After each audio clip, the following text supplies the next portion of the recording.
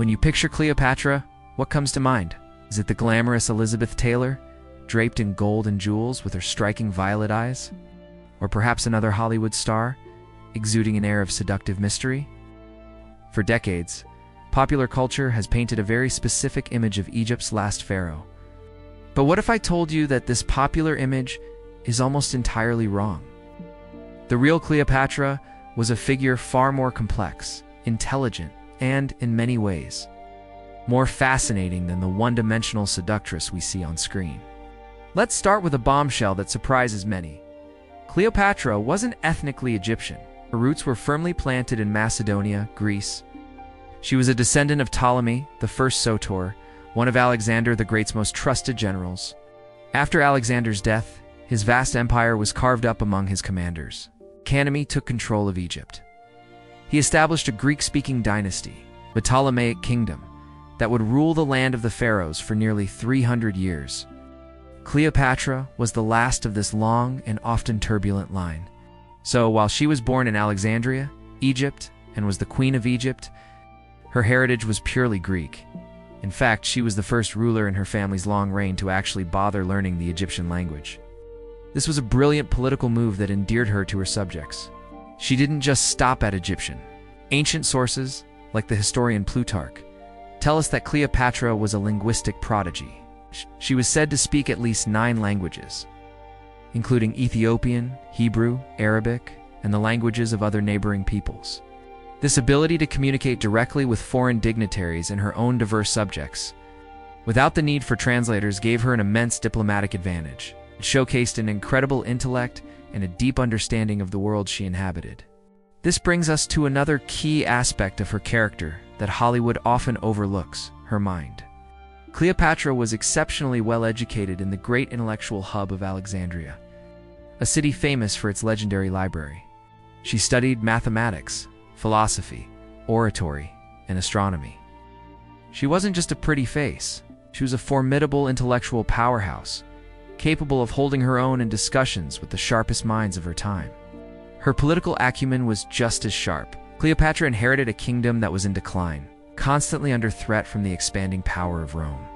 She navigated this treacherous political landscape with incredible skill and ruthless determination. She understood that her kingdom's survival depended on forging alliances with Rome's most powerful men. Her relationships with Julius Caesar and later Mark Antony were not just romantic flings. They were calculated political partnerships. Through these alliances, she secured Egypt's independence, expanded its territory, and brought immense wealth back to her kingdom. She was a strategist, a diplomat, and a ruler who fought fiercely to protect her people and her legacy. So, if she wasn't the exotic seductress from the movies, what did she actually look like? This is where things get truly interesting, because our best clues don't come from biased Roman accounts or later artistic interpretations. They come from objects she herself approved, the coins minted during her reign.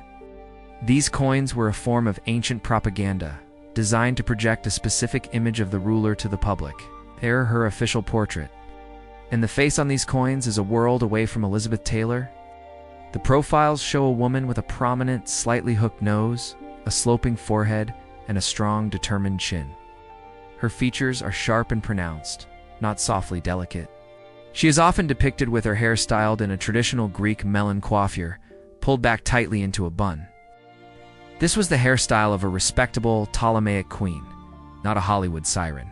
These coins don't depict an otherworldly beauty. Instead, they project an image of strength, intelligence, and authority. This was a woman who wanted to be seen as a legitimate and powerful ruler, a worthy successor to the male Ptolemies who came before her. It's important to remember that Roman historians like Plutarch and Cassius Dio, who wrote most of what we know about her, had a vested interest in portraying her negatively. They wrote their accounts after her defeat at the hands of Octavian, who would become Emperor Augustus. For them, Cleopatra was the foreign enemy, the decadent Eastern queen who had bewitched and corrupted 2 of Rome's greatest generals. They emphasized her charm and seductive powers to explain how she could have held such sway over powerful Roman men. Admitting she was a brilliant political operator and a strategic genius would have been far more threatening to the Roman patriarchal worldview. It It was easier and more politically convenient to dismiss her as a temptress who used her beauty as her primary weapon.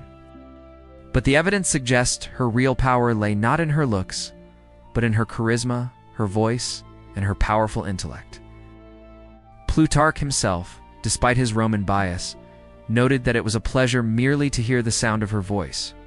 He described her conversation as having an irresistible charm. It was this combination of wit, intelligence, and charisma that truly captivated people, not just a pretty face. The real Cleopatra was a survivor, a scholar, a polyglot, a shrewd politician who commanded armies and ruled a rich and complex kingdom. She was a mother who fought to secure a future for her children in a world that was closing in on them. She was a Greek queen who embraced the culture of her Egyptian subjects and became a true pharaoh in their eyes. Her story is one of power, ambition, and intelligence in a world dominated by men. The myth of the beautiful seductress is compelling, but the reality is far more impressive. The real Cleopatra's legacy is not about how she looked, but about what she achieved and the incredible force of her personality and intellect. Thank you for watching. If you're fascinated by the hidden stories and real faces behind the legends, be sure to subscribe to Historical Repo for more deep dives into the past. We'll see you in the next video.